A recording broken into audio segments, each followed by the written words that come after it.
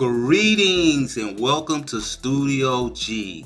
My name is Maurice, and today we're going to be answering a few questions that I got in my email, and I got a few in my texts. So if you didn't look at yesterday's show, I told everyone that they could email me their questions, and I will answer their questions on a video.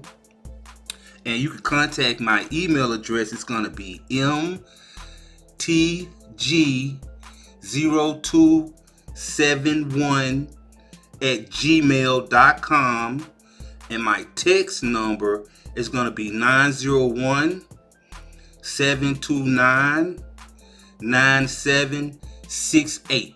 So if you text me or email me one of your questions, I'll pick one and I will cover it right here in a video. Okay, so the question that I chose was from Jerry M. of Columbus, Georgia. Jerry, if you're listening, please check your email. I sent you a token of my appreciation for participating.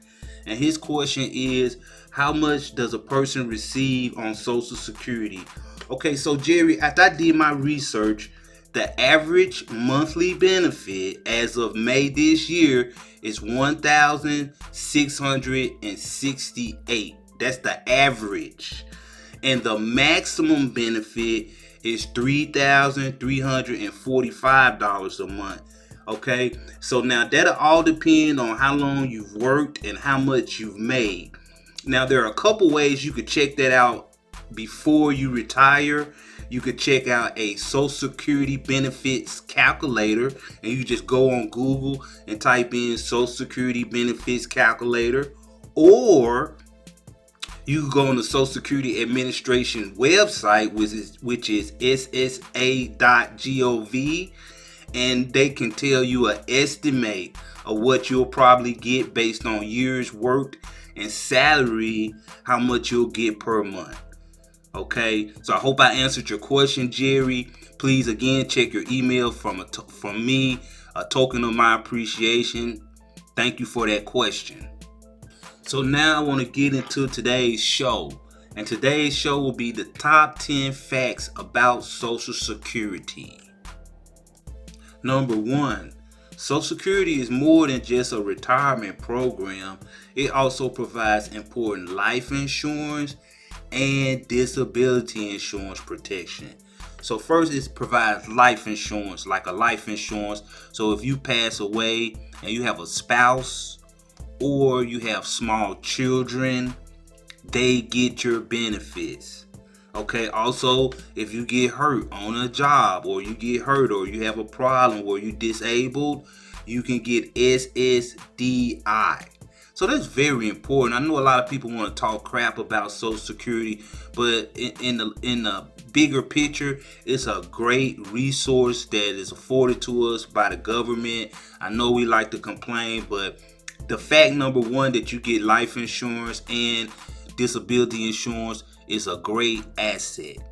Next, Social Security provides a guaranteed progressive benefit that keeps up with increases in the cost of living. Okay, so Social Security is based on your earnings up to $147,000 a year. The higher the more you make, the higher your benefit is. And it's guaranteed to everyone who works because it comes out of your paycheck. Also, even though they're doing a lousy job right now, they try to keep it up with the cost of living. So you get a COLA raise each and every year. So this is a great benefit, even though, like I said, we complain about it. But Social Security provides a guaranteed and progressive benefit that keeps up with increases in the cost of living. Next, Social Security provides a foundation of retirement protection for nearly all people in the U.S. So what that means is it starts out young. When people are young and they start working, Social Security takes out of their check.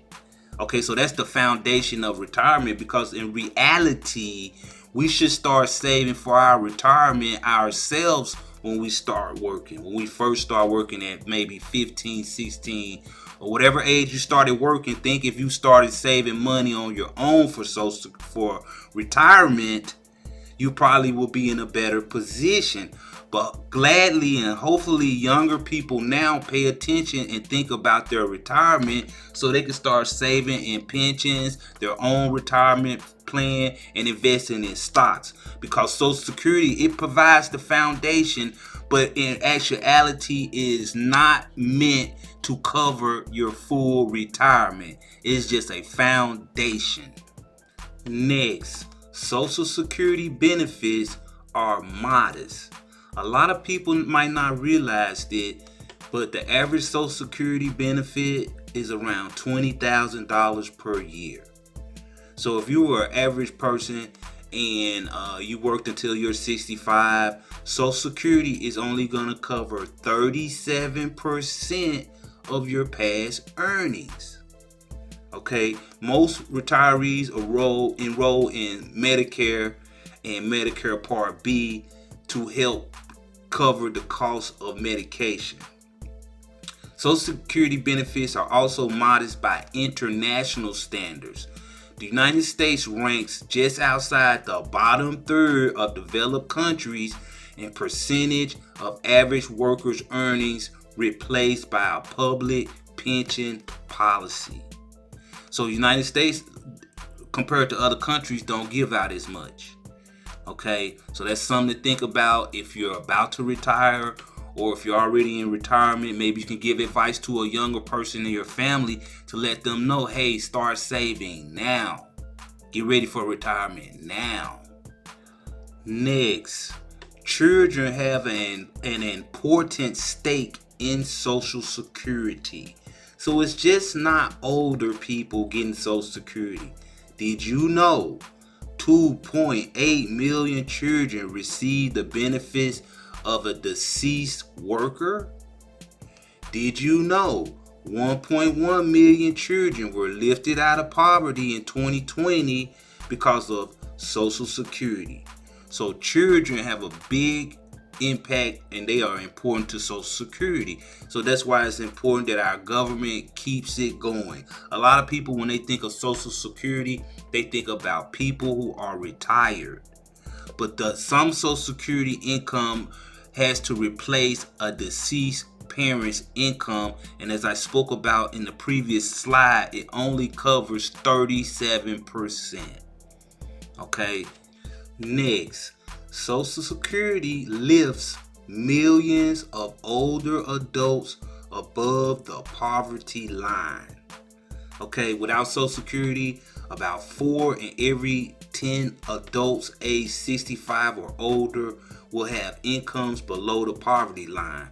And what is the poverty line? The poverty line is for one single adult to make, let me give you the numbers here. One adult is $12,000 a year. So without Social Security and you would make $12,000 a year, you would be considered on the poverty line. If it's 2 adults, $17,000, 3 adults, $21,000, 4 adults, $26,000. Those are the poverty lines. So with Social Security, it lifts millions of older Americans out of poverty. In fact, the program lifts about 10 million older adults above the poverty line. Next, most older beneficiaries rely on Social Security for the majority of their income. Did you know about 50% of their income, or 1 in 4 adults, it provides at least 90% of their income, according to multiple surveys and the census study. Most older people have a very modest income, okay? And most lower income Americans have very little pension. So Social Security is actually their prime source of income, even though it's only about $20,000 per year. Okay, and you might have made more than $50,000 per year.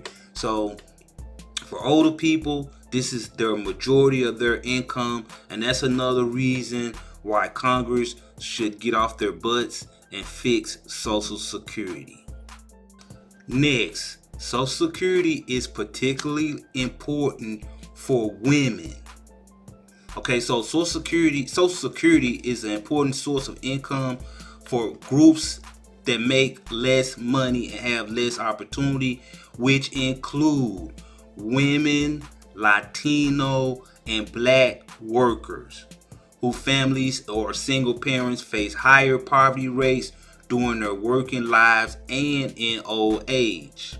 Social Security importance to these families of women, Black, and Latino workers benefit substantially from Social Security because they have a higher disability rate and a lower lifetime earnings rate. So women and minorities benefit from Social Security because they make less money. So Social Security is a great benefit to women and minorities. Next, relatively modest changes will place Social Security on sound financial footing. So that brings us basically full circle. Right now, the state of Social Security is a great program.